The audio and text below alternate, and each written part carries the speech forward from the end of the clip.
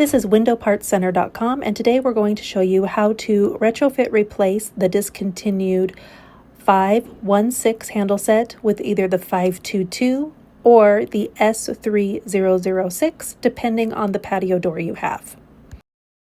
To identify which handle set you need for the replacement option, you need to remove the interior handle set to expose the faceplate. You will need a Phillips head screwdriver and remove the two interior screws. Once those screws are removed, the interior handle set will lift off of the faceplate. To identify the style of handle set you need, there are two screw mounting options. There's the A or the B.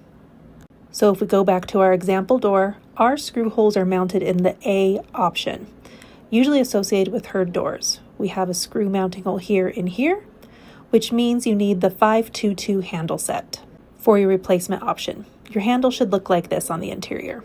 If you had the B mounting screw options, your screws would be here and here.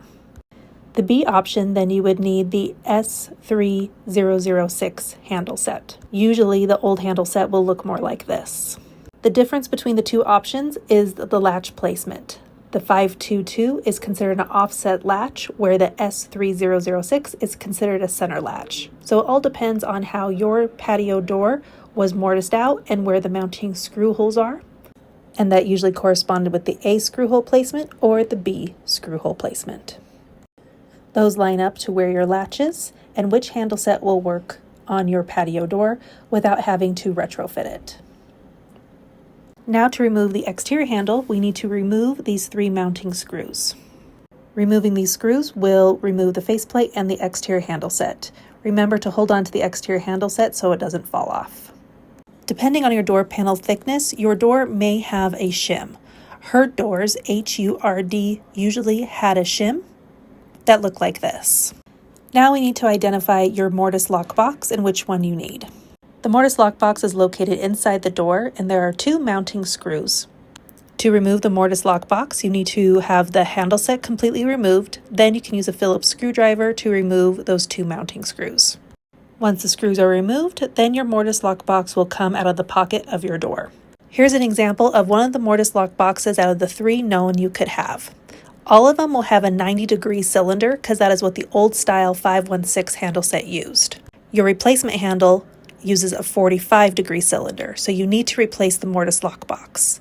In this example, our mortise lock box that we have is the 518 mortise lock box, which looks like this. Other known mortise lock boxes you could have is S3007, which has a deep pocket like this, or the S3011, which also has a deep pocket but a different back set. All three options have the 45-degree cylinder and work with the 522 and the S3006 handle set, which is why you need to remove it from your door to identify which one you need. The mortise lock box used depended on the door manufacturer. Our example door used the 518 mortise lock box, and here are the two mounting screw holes. And you want to make sure you install it right side up. You can get a flathead screwdriver to make sure the lock latch goes up by inserting the flathead screwdriver into the cylinder to engage the lock latch. To install, put the mortise lock box into the mortise on your patio door and use the two existing screws to re-screw down the mortise lock box. Now to install the new handle set, we're going to use the 522 as our example because that's what this door is mortised out for. The 522 and S3006 are non-handed. It just depends on which way you screw down the lever.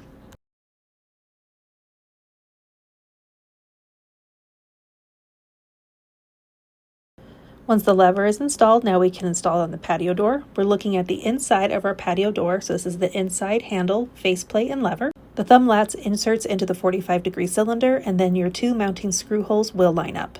These handle sets are made for a variety thickness of door panels, so they come with many different screw lengths. Choose the appropriate length for your door so the screw can go through the handle, through the door, and be able to attach to the exterior handle. So the tail end of our latch goes into our cylinder. Put in the two appropriate length screws into the two mounting screw holes. Keep a hold of your interior handle set, and then we're going to put on our exterior handle set. Again, you'll need to put on the lever depending on which way your door opens. With the two small screws, for the handle. If your original handle set had a shim, you will need a shim for your new handle set. This is the 522 shim, which is available to order on our website. The shim that we know of is usually only needed for hurd doors. The hurd door panel, the exterior cladding, has a little bump out, so the shim helps make the exterior handle lay flat. The shim goes on the exterior handle if you do need one of those. Once you have the shim in place with your handle, then you will screw down the mounting screws to hold on the interior and exterior door together. So how this looks without the door panel in a way is you have your interior handle set and your mortise lock box. The tail of the latch goes into the mortise lock box cylinder. Then you take your two mounting screws. Depending on your door thickness, you choose the appropriate length one you need. From the inside, you insert the two mounting screw holes, and then you have your exterior handle set, which they go through the other two mounting screw holes. Then on the exterior, you have the two of the sex bolts that go on the outside to screw them down together.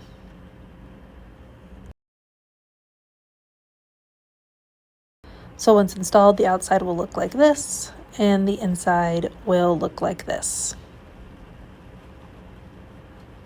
Because the replacement handle set is shorter than the original handle set, we offer a binding post screw that comes in multiple finishes to fill in the top screw hole that you no longer need.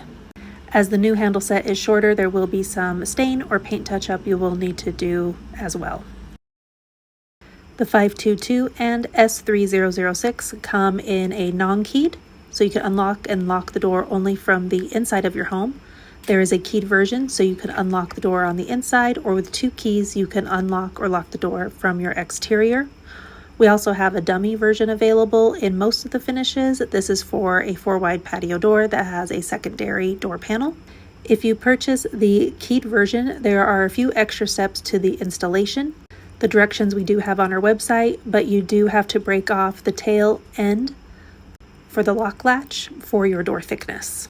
This step is not needed for the non-keyed version, but only the keyed version to unlock and lock your door from the outside. You can place your order on our website. We have all the finish options available that you can choose from, as well as the different styles of non-keyed, keyed, or dummy for both the 522 and the S3006. Also, below the order button, we have accessory items where all of the 3 mortise lock box options, as well as the binding post screw and the shim, you can order separately if needed at windowpartcenter.com.